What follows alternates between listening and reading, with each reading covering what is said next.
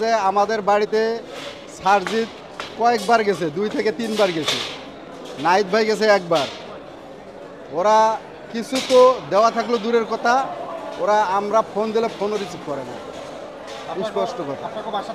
এবং আমাদেরকে ওরা অনেক আশ্বস্ত করছে, জড়িয়ে ধরে বলছে যে তোমার এক ভাই গেছে, লক্ষ্য ভাই আছে, কিন্তু আজকে থেকে লক্ষ্য ভাই কেউ অর্ধেক ভাইও নাই। সরকারি দল থেকে বর্তমান প্রধান উপদেষ্টা যে ডক্টর মোহাম্মদ ইউনূস, উনি আমাদের বাড়িতে গেছে, আমাদের সবাইকে নিয়ে বসছে, ভাই বোন মা বাবা চাচা সবাইকে নিয়ে বসছে, বসে সবার সাথে শুধু কুশল বিনিময় করছে, কথাবার্তা বলছে। আর একটি কথা বলছে যে তোমাদের যে কোনো সমস্যা হলে আমাদেরকে জানাবা। কিন্তু এখন আব্বা যখন অসুস্থ হয়ে পড়ে রংপুর মেডিকেল কলেজ হাসপাতালে, তাকে এমার্জেন্সিভাবে ঢাকা সিএমএসে আনা লাগে। ওই সময় আমি কয়েকটা দপ্তরে ফোন দিছি, কিন্তু তারা ফোন রিসিভ করে না। এটা আমার সবচাইতে বড় দুঃখ। কিন্তু ওনারা শুধু আশ্বাস্ত করে মানুষকে, কিন্তু প্রশ্রয় দেয় না। তারা শুধু আমাদেরকে আশ্বাস্ত করছে, ঠিক আছে। বৈষম্য বিরোধীর যে ছাত্র আন্দোলনের নেতৃত্ব যারা দিচ্ছে, তারা শুধু আমাদেরকে আশ্বাস্তই করে গেছে, কিন্তু আমাদেরকে কিছু দেয়নি। তারা শুধু এই কথাটাই বলে গেছে যে মনকে সান্ত্বনা দিয়ে আসছে, আর তারপরে আর তারা কিছুই করেনি আমাদের জন্য। জামাতি ইসলামের আমির সাহেব আমাদের বাসায় গিয়েছিল, তিনি তার সাধ্য মোতাবেক আমাদেরকে আর্থিক সহযোগিতা করছে এবং বলছে যে তোমাদের যে এই বাড়িটা আছে এইটা ভাঙ্গো, এইটা বাড়িটা আমরা করে দেব। তো ওই সময় হয়তোবা আমরা বুঝতে পারি নাই যে বাড়িটা ভাঙ্গা যাবে কি না। তা আমরা বলছি যে ঠিক আছে।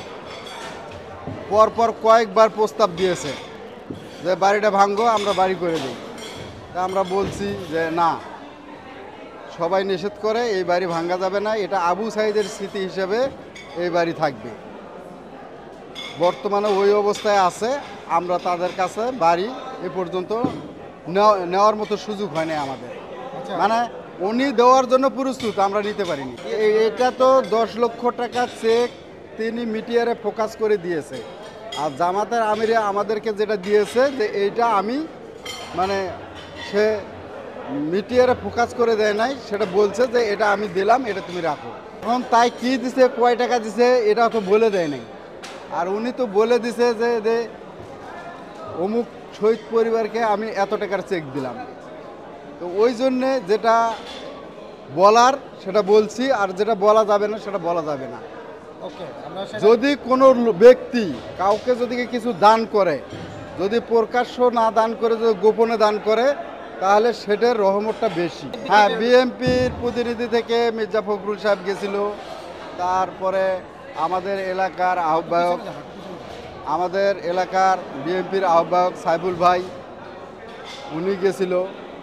তো ওরা সবাই খোঁজ নেয় এবং মির্জা ফখরুল সাহেব উনিও কিছু অনুদান দিয়েছে, ওইভাবেই দিয়েছে। হ্যাঁ, নগদ। না, আমার কাছে সবাই ভালো, তার কারণ যেহেতু সবাই রাজনৈতিক দল, আমরা চাই যে এই বাংলাদেশে সব রাজনৈতিক দল মিলে মিশে যদি একটা সুষ্ঠু নির্বাচন হয় এবং যে নির্বাচনের মাধ্যমে একজন সরকার গঠন হবে। আগে তো মানুষে কথা বলতে পারতো না, এখন তো কথা বলতে পারে। যেমন ভোট দিতে পারতো না, ভোট অধিকার ছিল না, এখন ভোট অধিকার আছে।